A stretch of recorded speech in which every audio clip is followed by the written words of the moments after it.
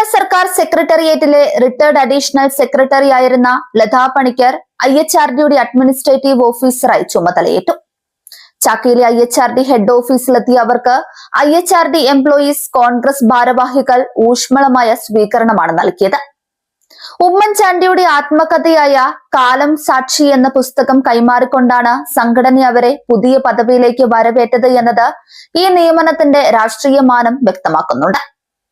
മുൻ മുഖ്യമന്ത്രി ഉമ്മൻചാണ്ടിയുടെ മകൾ അച്ചു ഉമ്മനെതിരെ പുതുപ്പള്ളി ഉപതെരഞ്ഞെടുപ്പ് സമയത്ത് സോഷ്യൽ മീഡിയയിലൂടെ അധിക്ഷേപ പരാമർശം നടത്തിയ ഇടത് യൂണിയൻ നേതാവ് നന്ദകുമാർ കൊളത്താപ്പള്ളിയെ തലസ്ഥാനത്ത് നിന്ന് നീക്കിയ ഒഴിവിലേക്കാണ് ഈ പുതിയ നിയമനം.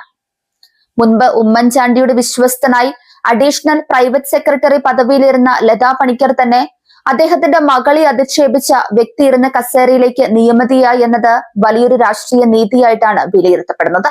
സംസ്ഥാനത്തുണ്ടായ രാഷ്ട്രീയ മാറ്റങ്ങൾക്ക് പിന്നാലെ IHRD എംപ്ലോയീസ് കോൺഗ്രസ് നേതൃത്വം ഭരണ നേതൃത്വത്തിൽ ചെലുത്തിയ ശക്തമായ സമ്മർദ്ദത്തിനൊടുവിലാണ് നന്ദകുമാറിനെ കരാർ പദവിയിൽ നിന്ന് പുറത്താക്കാനും ലതാ പണിക്കരെ ഈ നിർണായക തസ്തികയിലേക്ക് എത്തിക്കാനും ഉന്നത വിദ്യാഭ്യാസ വകുപ്പ് ഉത്തരവിട്ടത്.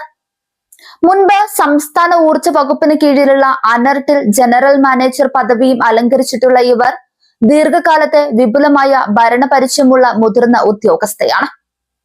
തിരുവനന്തപുരത്തുള്ള IHRD ഹെഡ്ക്വാർട്ടേഴ്സിൽ വെച്ച് നടന്ന ചടങ്ങിൽ ഇവർ ഔദ്യോഗികമായി ചുമതലകൾ ഏറ്റെടുത്തു. IHRDക്ക് കീഴിൽ സംസ്ഥാനത്തുടനീളം പ്രവർത്തിക്കുന്ന 80ലധികം ഉന്നത വിദ്യാഭ്യാസ സ്ഥാപനങ്ങളുടെ ഭരണപരമായ കാര്യങ്ങളും ജീവനക്കാരുടെ ഏകോപനവും ഇനി മുതൽ ലതാ പണിക്കരുടെ നേതൃത്വത്തിലാകും നടക്കുക. മികച്ച ഭരണ വൈദഗ്ധ്യവും ഫയൽ നടത്തിപ്പിലുള്ള വേഗതയും മുൻനിർത്തിയാണ് ഈ നിർണായക തസ്തികയിലേക്ക് ലതാ പണിക്കരെ നിയമിക്കാൻ ഉന്നത വിദ്യാഭ്യാസ വകുപ്പ് ഉത്തരവിറക്കിയത്.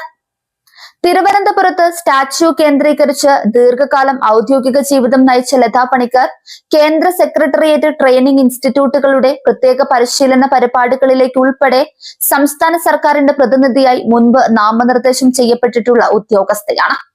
IHRDയിലെ പുതിയ പദവിയിലൂടെ സ്ഥാപനത്തിന് കീഴിലുള്ള 9 എഞ്ചിനീയറിംഗ് കോളേജുകൾ, 45ലധികം അപ്ലൈഡ് സയൻസ് കോളേജുകൾ, മോഡൽ പോളിടെക്നിക്കുകൾ, ടെക്നിക്കൽ ഹയർ സെക്കൻഡറി സ്കൂളുകൾ എന്നിവയുൾപ്പെടെയുള്ള 88 സ്ഥാപനങ്ങളുടെ ആസ്ഥാന ഏകോപന ചുമതലയാണ് ഇവരിലേക്ക് വന്നു ചേർന്നിരിക്കുന്നത്.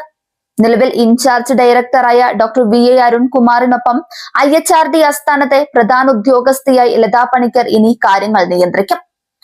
ദീർഘകാലത്തെ സെക്രട്ടേറിയറ്റ് സർവീസിന് ശേഷം വിരമിച്ച ഇവരുടെ നേതൃത്വം സംസ്ഥാനത്തെ പ്രമുഖ സാങ്കേതിക വിദ്യാഭ്യാസ സ്ഥാപനമായ IHRDയുടെ ഭരണപരമായ സുതാര്യതയ്ക്കും സുഗമമായ മുന്നേറ്റത്തിനും കൂടുതൽ കരുത്തു പകരുമെന്നാണ് വിലയിരുത്തപ്പെടുന്നത്.